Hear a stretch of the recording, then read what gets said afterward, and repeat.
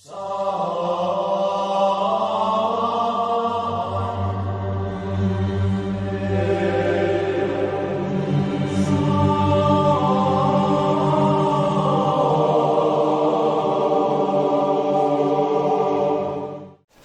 pemirsa Sambil TV yang berbahagia dimanapun Anda berada, kembali lagi kita bincang-bincang dhamma dengan narasumber kita, penyuluh agama Buddha Kantor Kementerian Agama Kabupaten Kota Waringin Timur, Bapak Darto SAG.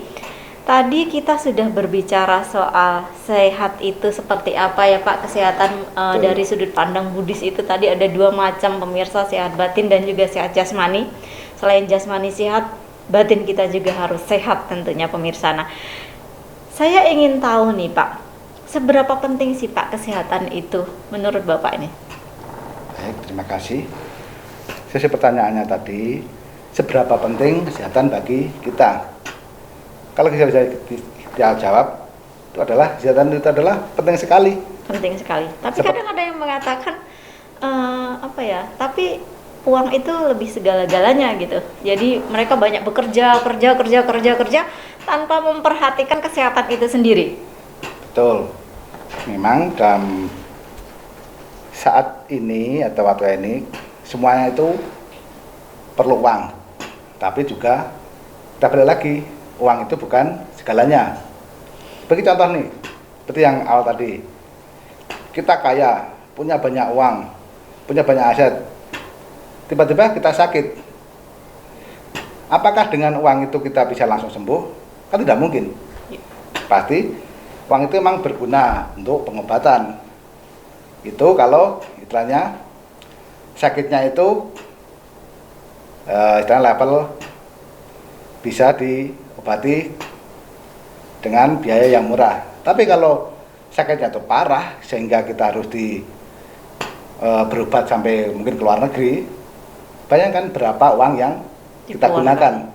Jadi seberapapun kita punya uang, punya kekayaan, tapi kalau kita sakit, ya kurang berguna juga uang itu. Memang kalau kita punya uang itu kita bisa berobat kemana-mana. Tapi kalau kita punya banyak uang tapi sakit, terus kita nggak bisa kerja dan kita nggak punya penghasilan, terus dari mana untuk berobat? Kita berobat itu. Jadi memang sangat penting sekali ya kesehatan itu ya Pak ya, karena tadi di awal juga kita dikatakan ya bahwa kesehatan itu adalah sesuatu hal yang paling berharga dari apapun ya, bahkan melebihi mungkin mobil mewah, rumah mewah, mobil mewah, jabatan tinggi setinggi apapun, kedudukan kita setinggi apapun di masyarakat atau tempat kerja, kalau kesehatan tidak kita miliki juga percuma juga ya Bapak ya. Percuma.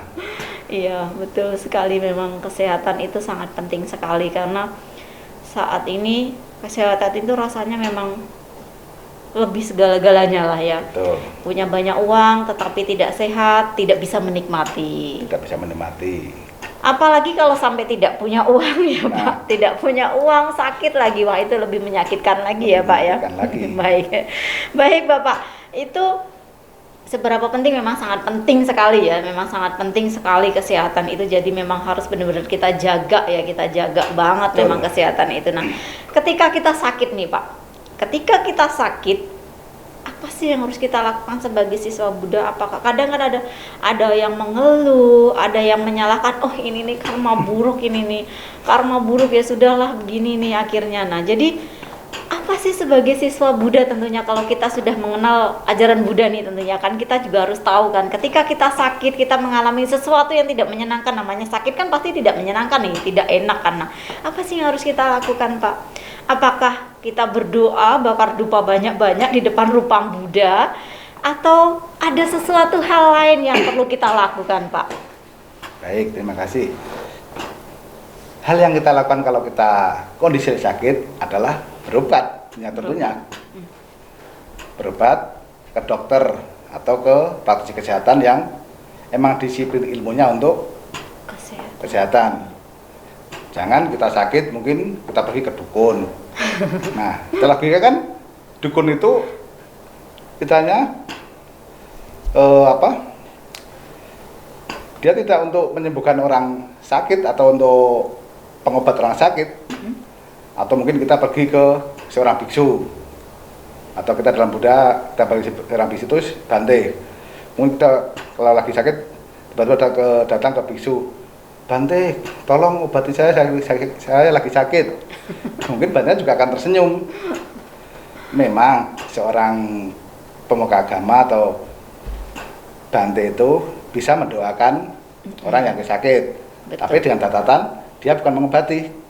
Mungkin dengan doa-doa yang dipanjatkan seorang rohaniawan itu akan mempercepat berbuahnya karma-karma baik yang kita perbuat. Tapi ya itu tadi, seorang rohaniawan atau orang itu adalah dia bukan dokter. Dia mungkin bisa perantara untuk pemasakan karma-karma baik. Tapi kalau kita sakit ya itu tadi, kita datang ke dokter, bukan datang ke biksu atau ke dukun apalagi atau ke orang-orang pintar. Bagi contoh nih, umat Buddha lagi sakit, datang tiap hari ke wihara, sembahyang pagi siang malam, baca parita sampai satu buku ya. Sampai katakanlah bakar dupa banyak-banyak gitu ya. Bakar dupa satu gebok atau satu ikat itu ya. Itu tidak berguna. Yang ada, kalau kita bakar dupa banyak-banyak, yang ada kita sesak napas, malah tambah sakit. Betul. Memang sih doa itu penting ya, penting juga. Tetapi bukan satu-satunya faktor yang menyebabkan kita menjadi sehat kembali ketika sakit ya. Ada hal lain yang harus kita lakukan ya Pak ya. Yaitu aksi kita adalah yang pasti ya pergi ke dokter. Betul. Memang doa itu adalah, kalau kita berdoa itu dengan melakukan doa kita bisa terhindar dari masalah. Tapi doa juga tidak 100% untuk menyembuhkan masalah. Kalau kita sakit atau kita masalah kesehatan, ya tadi jalan satu-satunya ya pergi ke dokter atau pergi ke klinik supaya kita tahu ya. keluhan yang kita rasakan itu bisa didiagnosa. Oh mungkin badan kita panas, pasti tanya kondisi gimana Pak? Apa yang dikeluhkan? Iya. Tapi kalau mohon maaf nih, ada dokter, apa yang Bapak sakit apa? Kalau saya gitu, saya bukan berobat ke dokter, saya langsung pulang. Dan ngapain saya datang ke dokter karena ingin tahu penyakitnya kalau apa. Tahu apa sakit saya, yang ngapain saya buang-buang uang untuk pergi ke dokter? Iya. Itu sakit ya Pak. Jadi selain berdoa, memang doa itu bukan satu-satunya cara yang bisa kita lakukan ya. Ya memang doa itu penting, di satu sisi memang sangat penting, tetapi di sisi lain ada hal lain yang harus kita lakukan, yaitu kita pergi berobat tentunya kalau sakit ya. Jadi tidak hanya cukup dengan berdoa saja ya, karena memang sakit itu kan sesuatu yang tidak menyenangkan tentunya ya memang harus ada usaha. Itu sesuatu yang alami. Iya, ada usaha tentunya harus kita lakukan ya Pak. Aksi kita itu kalau sakit ya itu tadi pergi ke dokter, jangan pergi yang lain. Iya. Nah, berbicara soal sakit nih Pak, di dalam Buddhis sendiri kan tadi Bapak mengatakan bahwa sakit itu ada sakit batin, ada sakit jasmani ya. Nah, sakit itu sendiri apakah ada hubungannya nih Pak? Di dalam agama Buddha kita kan mengenal adanya hukum karma nih Pak ya. Hukum karma. Nah, apakah ada hubungannya Pak ketika kita sakit? Mungkin karma buruk kita lagi berbuah. Nah, mungkin bagaimana Pak itu menurut Bapak? Baik. Bicara masalah karma atau karma itu adalah berarti berbicara tentang perbuatan. Betul sekali. Dalam agama Buddha itu karma itu atau kama itu adalah hasil perbuatan. Apa yang kita lakukan, ya kita tadi pasti akan memanen atau menuai yang kita lakukan. Tidak mungkin kita tanam yang baik, kita petik yang jelek. Sebagai contoh, kita nanam pisang, tidak mungkin kita panen mangga. Kecuali di pasar ya. Nah, itu beli bukan panen. Iya. Baik Pak. Kalau kita berbuat baik, pasti kita juga akan hasil yang baik. Begitupun pula kalau kita berbuat jahat. Bagi contoh nih, mungkin di kehidupan yang saat ini kita sering melakukan kejahatan, semisal menyiksa binatang, membunuh makhluk hidup, di kehidupan yang akan datang kita bisa terlahir mungkin cacat atau kondisi fisik kurang normal atau hidup sengsara, itu adalah hasil dari karma. buah dari karma yang kita lakukan di saat ini. Baik. Dan dalam agama Buddha itu karma itu tidak pernah tertukar. Tidak mungkin. Bagi contoh nih, saya suka menyiksa binatang atau binatang, tidak mungkin anak atau saya yang menerima akibatnya, karena karma itu apa yang kita tanam, ya itulah kita tuai. Apa yang kita perbuat, kita juga harus mempertanggungjawabkannya. Dan kita tidak mungkin, katakanlah, aku berbuat jahat nih, aku mau sembunyi biar nggak dapat karma buruk. Dalam agama Buddha tidak mungkin, karena